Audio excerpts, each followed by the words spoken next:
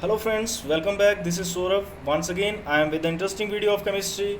Today we will discuss the chapter classification of elements and periodic properties of class 11th. So, आज हम बात करेंगे atomic size के बारे में कि एटॉमिक साइज होता क्या है और एटॉमिक साइज किस पर डिपेंड करता है, कौन कौन सी टाइप्स होती हैं एटॉमिक साइज की। तो सबसे पहले स्टार्ट करने से पहले मैं आपको बता दूं एटॉमिक साइज का मतलब है size of atom. Atomic size का मतलब है साइज ऑफ एटम की एटम का साइज क्या होता है। तो फ्रेंड्स हमें ये मालूम है कि एटम जो होता है that is spherical in shape.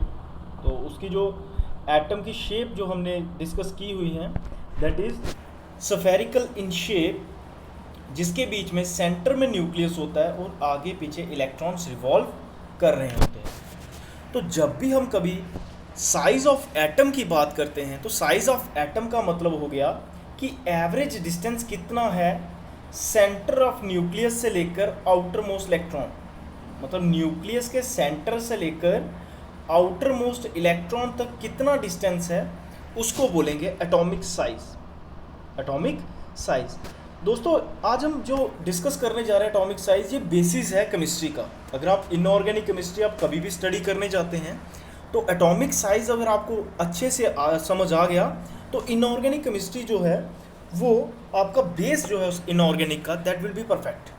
तो एटॉमिक साइज जो एक टॉपिक है, क्योंकि हमने जो आगे प्रॉपर्टीज़ पढ़नी है that is ionization energy, electron affinity, electronegativity, ये सारे के सारे जो फैक्टर्स हैं, ये सारी की सारी जो प्रॉपर्टीज़ हैं ये डिपेंड करती हैं एटॉमिक साइज के ऊपर। तो इन शॉर्ट हम ऐसा कह सकते हैं अगर हमें एटॉमिक साइज समझ आ गया तो हम बाकी वाली प्रॉपर्टीज़ को ईजिली अंडरस्टैंड कर सकते हैं। तो ये हमारा आज का टॉपिक होगा एटॉमिक साइज। तो एटॉमिक साइज क्या होता है? Size of atom means atom का साइज कितना है, और साइज का मतलब हो गया पॉजिटिव, मतलब न्यूक्लियस, सेंटर ऑफ न्यूक्लियस से लेकर आउटर मोस्ट इलेक्ट्रॉन। क्योंकि जब भी हम कभी साइज की बात करते हैं तो देखते हैं एक्सट्रीम लिमिट उसकी कहाँ तक है।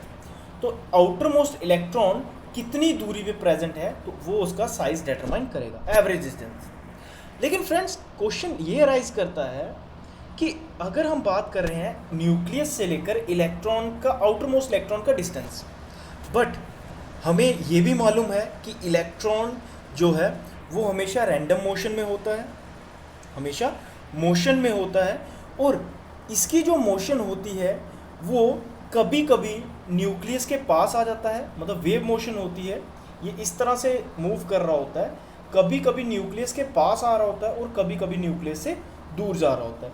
तो कहने का मतलब हो गया कि एटम के बीच में जो आउटर मोस्ट इलेक्ट्रॉन है उसका जो डिस्टेंस होगा nucleus say that is not fixed, कभी वो बढ़ जाएगा कभी कम। अगर वो पास आ जाता है तो डिस्टेंस कम हो जाएगा, अगर वो दूर चला जाएगा तो डिस्टेंस ज़्यादा हो जाएगा। तो एटॉमिक साइज का मतलब हो गया कि न्यूक्लियस के सेंटर से लेकर आउटर मोस्ट इलेक्ट्रॉन तक कितना एवरेज डिस्टेंस है। तो जब हम बात कर रहे हैं कि यहाँ पे जो इलेक्ट्रॉन है वो हमेशा वेव मोशन की फॉर्म में होता है, क्योंकि हमने ये ड्यूल नेचर में ऑफ मैटर में पढ़ा कि इलेक्ट्रॉन्स जो हैं वो वेव नेचर भी दिखाते हैं, पार्टिकल नेचर भी। वेव नेचर दिखा रहे हैं इसका मतलब इनके साथ वेव एसोसिएटेड होगी, तो कभी कभी ये न्यूक्लियस के करीब आ जाएंगे, कभी कभी दूर हो जाएगा। तो इसका जो इसका परफेक्ट डिस्टेंस होगा, जो मतलब इसकी जो वैल्यू होगी वो कैलकुलेट करना पॉसिबल नहीं होगा, एक्यूरेट वैल्यू इसकी कैलकुलेट नहीं कर पाएंगे। तो क्या होगा, वहाँ पर हम इसका एवरेज डिस्टेंस लेंगे। एवरेज डिस्टेंस का मतलब हो गया, लेट अस सपोज ये इतना करीब आ रहा है और इतना दूर जा रहा है, तो हम दोनों की एवरेज वैल्यू ले लेंगे, that will be the average distance. तो एटॉमिक साइज हो गया average distance from centre of nucleus to outer most electron. Outer most electron तक सेंटर ऑफ न्यूक्लियस से लेकर कितना डिस्टेंस है that is called atomic size. तो अब क्वेश्चन हमारे दिमाग में ये आता है कि साइज ऑफ एटम था क्या, ये हमने डिस्कस कर लिया कि ऐसा क्यों होता है, why do different elements have different size. ऐसा क्यों है कि हाइड्रोजन का साइज छोटा होता है, सोडियम का साइज बड़ा होता है, पोटेशियम का साइज उससे बड़ा होता है। ये कुछ क्वेश्चंस हैं जो एटॉमिक साइज में क्वेश्चन अराइज होते हैं कि ऐसा क्यों होता है। और इसमें जो तीन चीज़ें हैं, व्हाट, देखो साइंस कभी भी हम पढ़ेंगे उसके बीच में तीन जो है बेस हैं, व्हाट, व्हाई एंड हाउ। क्या, क्यों और कैसे। मतलब ये जब ये 3 क्वेश्चन हमारे दिमाग में आ जाते हैं, that the question is known as scientific question. Means अगर मैं बात कर रहा हूँ कि एटॉमिक साइज की, तो हमें पता होना चाहिए एटॉमिक साइज होता क्या है, why atomic size atom to atom vary क्यों करता है और कैसे वेरी करता है, ये हम आज स्टडी करेंगे। तो before starting the video module, अगर किसी ने मेरी वीडियो लेक्चर को सब्सक्राइब नहीं किया है वो सब्सक्राइब कर लें, और जिन्होंने बेल आइकन का ऑप्शन नहीं क्लिक किया वो क्लिक कर लें, सो दैट आपको फर्दर नोटिफिकेशन मिलती रहे। तो एटॉमिक साइज क्या होता है? एटॉमिक साइज, या फिर इसको एटॉमिक रेडियस भी बोलते हैं, एटॉमिक साइज भी बोलते हैं, एटॉमिक रेडियस भी बोलते हैं। Atomic radius of chemical element is measure of size of its atom, usually the mean or typical distance from centre of nucleus to boundary of surrounding shell of electron. कहता है कि जो atomic size को atomic radius भी बोलते हैं। अब मैं ये आपको बताऊंगा रेडियस क्यों बोलते हैं। देखो, हम जानते हैं सेंटर में न्यूक्लियस होता है और इसके अराउंड जो है वो इलेक्ट्रॉन रिवॉल्व कर रहे हैं, न्यूक्लियस के अराउंड इलेक्ट्रॉन रिवॉल्व कर रहे हैं। तो अगर न्यूक्लियस के अराउंड इलेक्ट्रॉन रिवॉल्व कर रहे हैं तो कहने का मतलब है कि जो इलेक्ट्रॉन का डिस्टेंस है न्यूक्लियस से, that is not fixed, that is not accurate.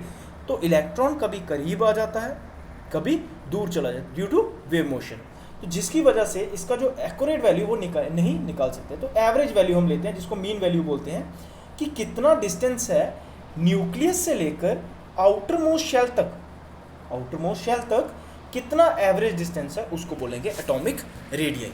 उसको क्या बोलेंगे? Atomic radius. अब एटॉमिक रेडियस जो है वो वेरी करता है एटम टू एटम, बिकॉज अगर किसी 2 एटम के बीच में, ये मैं आपको आगे डिस्कस करता हूँ, पहले आपको ये पता होना चाहिए एटॉमिक साइज होता क्या है। Distance from centre of nucleus to outer most shell of electron, मतलब आउटर मोस्ट शेल तक कितना डिस्टेंस है उसको बोलेंगे atomic radius. Next, type of atomic radius कौन कौन सा होता है? देखो, यूजली जो एटॉमिक रेडियस है उसको 3 टाइप्स में क्लासीफाई किया है, covalent bond, covalent radius, van der waal radius, metallic radius. देखो, मीनिंग इनका जो एटॉमिक रेडियस होगा, कोवलेंट रेडियस हो गया, van der waal radius and metallic radius. नाम में ही मीनिंग है कि अगर किसी एटम्स में, अगर कोई 2 एटम में कोवलेंट बॉन्ड है तो वहाँ पे कोवलेंट रेडियस निकालेंगे, अगर वैन डर वाल फोर्सेस हैं तो वहाँ पे वैन डर वाल रेडियस होगा, और अगर मेटालिक बॉन्ड है then it is metallic radius. तो वन बाय वन हम इसको डिस्कस करेंगे। सबसे पहले कोवलेंट रेडियस। कोवलेंट रेडियस उन एटम्स में निकाला जाता है जब 2 एटम्स आपस में जुड़े हों through covalent bond. Means late us suppose, मैं आपको बात करता हूँ, हाइड्रोजन है, एक हाइड्रोजन, बिकॉज आप जानते हो हाइड्रोजन अकेला एग्जिस्ट नहीं करता, तो ये हाइड्रोजन, 2 हाइड्रोजन है, H2 का मॉलिक्यूल। अब इसके सेंटर से लेकर इसके सेंटर तक डिस्टेंस कितना है? That is 0.74 angstrom, 0.74 angstrom. तो यहाँ से यहाँ तक जो डिस्टेंस है 0.74 है। और अगर मैं ये देखो, दोनों हाइड्रोजन है, ये भी हाइड्रोजन है, ये भी हाइड्रोजन, दोनों का साइज सेम होगा। अगर मैंने एक हाइड्रोजन का रेडियस निकालना होगा, that will B 1/2 into internuclear distance between the 2 atoms. तो कहने का मतलब हो गया, कोवलेंट रेडियस क्या होता है? 2 एटम जब आपस में जुड़े हों कोवलेंट बॉन्ड के थ्रू, उनका हाफ डिस्टेंस ले लो, उनके इंटरन्यूक्लियर डिस्टेंस का हाफ ले लो, that is covalent radius, that is covalent radius. तो कोवलेंट रेडियस हो गया जब भी 2 एटम आपस में जुड़े हों कोवलेंट बॉन्ड के थ्रू, उनके बीच का इंटरन्यूक्लियर डिस्टेंस का हाफ ले लो, that is called covalent radius. तो आपको यहाँ से क्लियर हो जाएगा, it is defined as a half of the internuclear distance between the 2 bonded atom which are bonded by covalent bond. तो ये इसके बीच में कोवलेंट रेडियस के बारे में। Next one, van der waal radius. Van der waal radius क्या होता है? लेट अस सपोज ये एक मॉलिक्यूल है और ये दूसरा मॉलिक्यूल है, 2 मॉलिक्यूल्स हैं, इनके बीच में, अब ये मॉलिक्यूल इसके साथ कोवलेंटली बॉन्डेड है, ये मॉलिक्यूल के 2 एटम कोवलेंटली बॉन्ड, बट ये 2 एटम्स जो हैं ये कोवलेंटली बॉन्डेड नहीं है, बट कि week van der waal forces हैं इनके बीच में, week van der waal forces हैं। तो वैन डर वाल रेडियस क्या हो गया कि जब भी कभी 2 identical non bonded atom, 2 identical, late us suppose ये भी हाइड्रोजन है, ये भी हाइड्रोजन, ये भी हाइड्रोजन, ये भी हाइड्रोजन, अब ये दोनों आइडेंटिकल हैं, हाइड्रोजन ये है और ये भी हाइड्रोजन है, लेकिन बॉन्डेड नहीं है, मतलब ये इसके साथ बॉन्डेड है बट इसके साथ बॉन्डिंग नहीं है। तो ये जो एटम है इनके बीच में non bonding isolated atoms of two adjacent identical atom belong to two neighbouring molecule, मतलब ये भी एक मॉलिक्यूल है, ये भी एक मॉलिक्यूल है, इसका एटम इस एटम के साथ बॉन्डेड नहीं है। तो इनके बीच का अगर मैं इंटर न्यूक्लियर डिस्टेंस निकालूं, उसको हाफ कर दूं, that will be the van der वाल रेडियई। वैन डर वाल रेडियई, वैन डर वाल रेडियई क्या होता है, ये डिपेंड करता है पैकिंग ऑफ एटम्स पे। अगर पैकिंग क्लोज होगी, लेट अस सपोज यहाँ पे वीक पैकिंग है, अगर कोई एटम क्लोजली पैक्ड है उसके बीच में डिस्टेंस कम होगा तो जो वैन डर वाल रेडियई होगा वो कम होगा। अगर पैकिंग जो है लूजली पैक्ड है उनके बीच में वैन डर वाल रेडियस जो होगा वो ज़्यादा होगा। तो कहने का मतलब हो गया वैन डर वाल रेडियई वो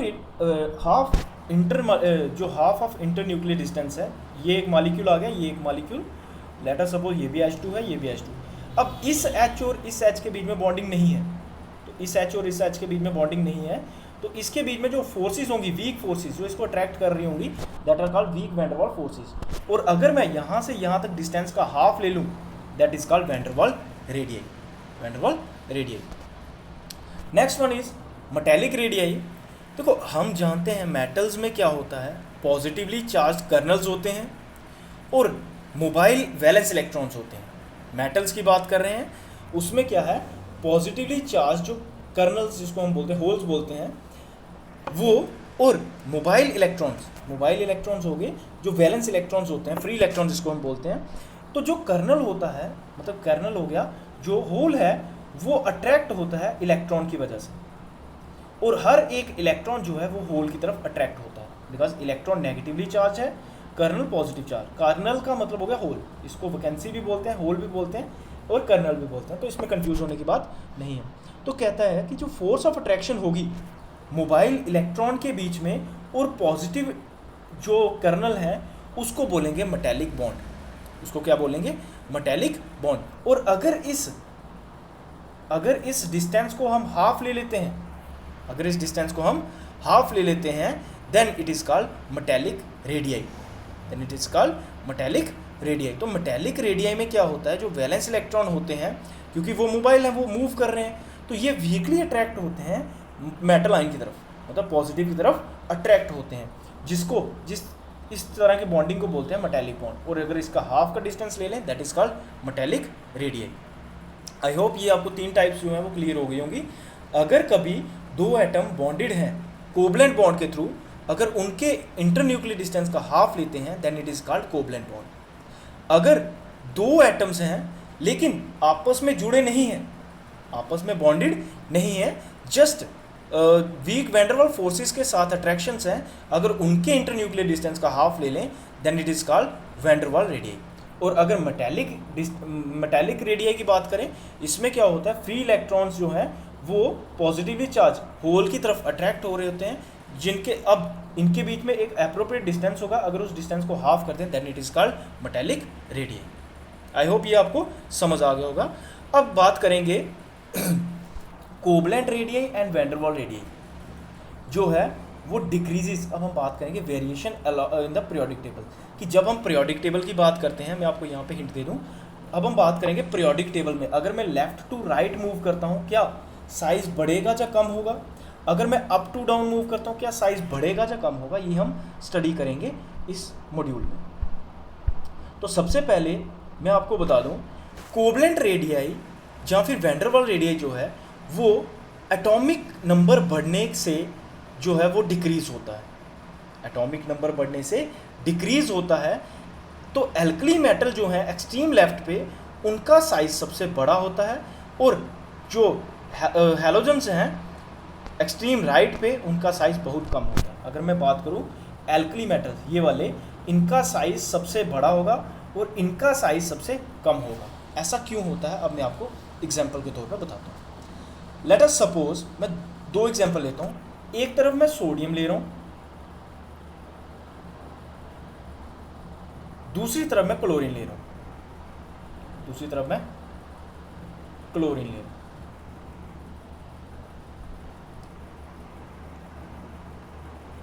देखो सोडियम की जो कॉन्फ़िगरेशन है that is 1s2 2s2, 2p6, 3s1, 3s1। और अगर मैं क्लोरीन की बात करूं 1s2, अगर मैं चलो आपको सिंपल वाली कन्फिग्रेशन बता देता हूं सो दैट आपको और ज़्यादा ईज हो जाए। अगर मैं इसकी कन्फिग्रेशन लिखता हूँ सोडियम की दैट इज़ 281, और अगर मैं क्लोरीन की कन्फिग्रेशन लिखता हूँ दैट इज़ 287, 287। तो कहने का मतलब ये है कि सोडियम में भी 3 शेल्स हैं, first shell, second shell, third shell. Chlorine में भी 3 शेल हैं, first shell, second shell, third shell. अब कहने की बात ये है अगर इन दोनों में 3-3 शेल हैं तो इन दोनों का साइज सेम होना चाहिए, बट होता नहीं है, बट होता नहीं है। अब इसका लॉजिक क्या है, देखो इसमें भी 3 शेल्स हैं, इसमें भी 3 शेल्स हैं, लेकिन अगर मैं सोडियम की बात करता हूँ, सोडियम के पास प्रोटॉन है 11, सोडियम के पास प्रोटॉन कितने हैं 11, लेकिन क्लोरीन के पास प्रोटॉन्स है 17, बिकॉज सोडियम का atomic number 11 means number of proton is 11, whereas number of protons in chlorine is 17, number of protons in chlorine is 17। तो यहाँ पे 17 प्रोटॉन्स हैं और यहाँ पे 11 प्रोटॉन्स हैं, यहाँ पे 17 प्रोटॉन है, यहाँ पे 11 प्रोटॉन है। अब कूलम जो लॉ है वो बोलता है कि force is directly proportional to product of the charges. Product of the charges का मतलब हो गया, प्रोडक्ट हो गया मल्टीप्लिकेशन, चार्जेस मतलब न्यूक्लियस का चार्ज और इलेक्ट्रॉन का चार्ज। इलेक्ट्रॉन का चार्ज तो सेम रहेगा दोनों में, लेकिन न्यूक्लियस का चार्ज की बात करें, यहाँ पे 11 यूनिट चार्ज है, यहाँ पे 17 यूनिट चार्ज है। तो कहने का मतलब हो गया यहाँ पे 17 प्रोटॉन्स 3 शेल को खींच रहे हैं, यहाँ पे 17 प्रोटॉन्स 3 शेल को खींच रहे हैं, लेकिन यहाँ पे 11 प्रोटॉन 3 शेल को खींच रहे हैं, यहाँ पे 11 प्रोटॉन्स 3 शेल को खींच रहे हैं। तो कहने का मतलब हुआ क्लोरीन में अगर 17 प्रोटॉन 3 शेल को खींच रहे हैं और सोडियम में 11 प्रोटॉन 3 शेल को खींच रहे हैं, तो क्लोरीन में जो फोर्स ऑफ अट्रैक्शन होगी वो ज़्यादा होगी, क्लोरीन में जो फोर्स ऑफ अट्रैक्शन होगी वो ज़्यादा होगी, जिसकी वजह से शेल जो है वो पास आ जाएंगे, शेल जो है वो पास आ जाएंगे, जिसकी वजह से साइज़ कम हो जाएगा।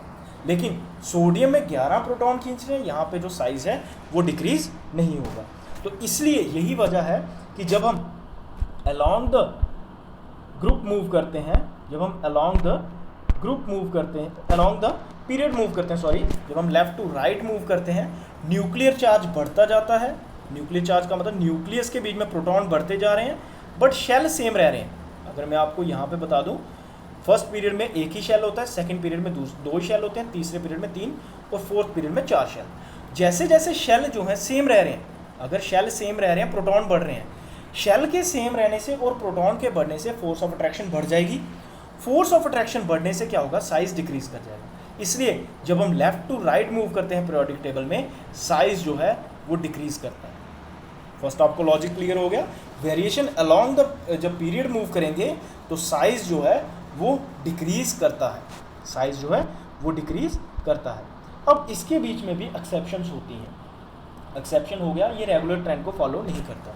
जब हम लिथियम से बेरिलियम जाते हैं साइज़ कम होता है, बोरॉन से कार्बन जाएंगे साइज़ कम होगा, लेकिन नाइट्रोजन के केस में साइज़ जो है वो कम होता है। लेकिन जब हम ऑक्सीजन के केस में जाए, फ्लोरीन के केस में, यहाँ पे साइज़ बढ़ना शुरू हो जाता है, यहाँ पे जो साइज़ है वो बढ़ना शुरू हो जाता है। क्यों? बिकॉज अगर मैं ऑक्सीजन की एग्जाम्पल लूँ, that is 1s2, 2s2, 2px2, 2py1, 2pz1, तो इसमें पेयरिंग होना शुरू हो जाती है। जब इंटर इलेक्ट्रॉनिक पेयरिंग होती है तो रिपल्शन होना शुरू हो जाएगी, इलेक्ट्रॉन दूर दूर जाएंगे, जिसकी वजह से साइज बढ़ जाता है। तो ये इसके बीच में एक्सेप्शन है कि नाइट्रोजन के बाद जो है वो साइज बढ़ना शुरू हो जाता है, लेकिन होना क्या चाहिए था, कम, लेकिन इंटर इलेक्ट्रॉनिक रिपल्शन की वजह से साइज बढ़ जाता है। दूसरा केस है जब हम अलोंग द ग्रुप मूव करें, मतलब डाउन द ग्रुप मूव करें, तो साइज़ क्या बढ़ता है या कम होता है। देखो अगर मैं लिथियम और सोडियम की बात करता हूँ, लिथियम में कन्फिग्रेशन है 1s2, 2s1, इसमें सिर्फ 2 शेल होते हैं। सोडियम में 3 शेल होते हैं, सोडियम में 3 शेल होंगे। अगर 2 शेल होंगे इलेक्ट्रॉन पास होगा, अगर 3 शेल होंगे इलेक्ट्रॉन दूर होगा। अगर इलेक्ट्रॉन दूर होगा तो इसका मतलब साइज़ भी बड़ा होगा, यहाँ पे साइज़ कम होगा। तो कहने का मतलब ये है कि जैसे जैसे शेल बढ़ते जाएंगे, डाउन द ग्रुप चलेंगे, तो जो है डिस्टेंस जो नंबर ऑफ शेल्स हैं वो बढ़ते जाएंगे। अगर नंबर ऑफ शेल्स बढ़ रहे हैं तो इसका मतलब साइज़ जो है वो बढ़ता जाएगा। तो ये एटॉमिक साइज़ के बारे में कुछ वेरिएशन है, तो ये मैं आपको यहाँ से क्लियर कर देता हूँ। कहता है as we move along left to right, जैसे मैंने पहला केस बताया, इन द पीरियड मूव कर रहे हैं, हर स्टेप के बाद देखो, अगर मैं बात करता हूँ इसकी लिथियम की, फिर बेरिलियम की, बोरॉन, कार्बन, नाइट्रोजन, ऑक्सीजन, तो हर एक स्टेप के बाद एक एक जो है प्रोटॉन बढ़ता जा रहा है। एक एक प्रोटॉन बढ़ने का मतलब हो गया न्यूक्लियर चार्ज एक एक स्टेप के साथ बढ़ता जा रहा है, लेकिन शेल जो है वो सेम रह रहे हैं, क्योंकि ये सारे के सारे इसमें सेकंड शेल ही फिल हो रहा है। तो इसके बीच में शेल जो है वो सेम रह रहे हैं, लेकिन न्यूक्लियर चार्ज बढ़ता जा रहा है।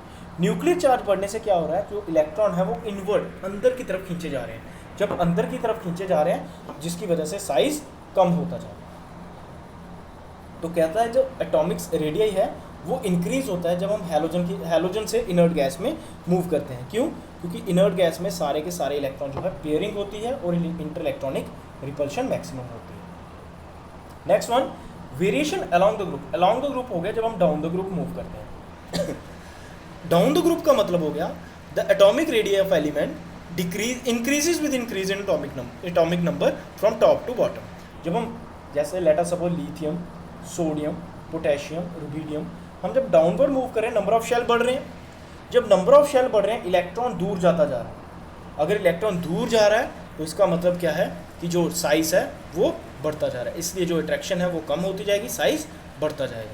तो ये था एटॉमिक रेडियस के बारे में। एटॉमिक रेडियस क्या होता है, एटॉमिक रेडियस कितने टाइप का है, और एटॉमिक रेडियस जब पीरियोडिक टेबल में देखें तो किस तरह से इंक्रीज़ होता है या डिक्रीज़ होता है। आई होप आपको यहाँ पे क्लियर हो गया होगा। अगर आपको क्लियर नहीं होता है कहीं से तो आप मेरे कमेंट बॉक्स में डाल दें, मैं आपको क्वेरी को क्लियर कर दूँगा।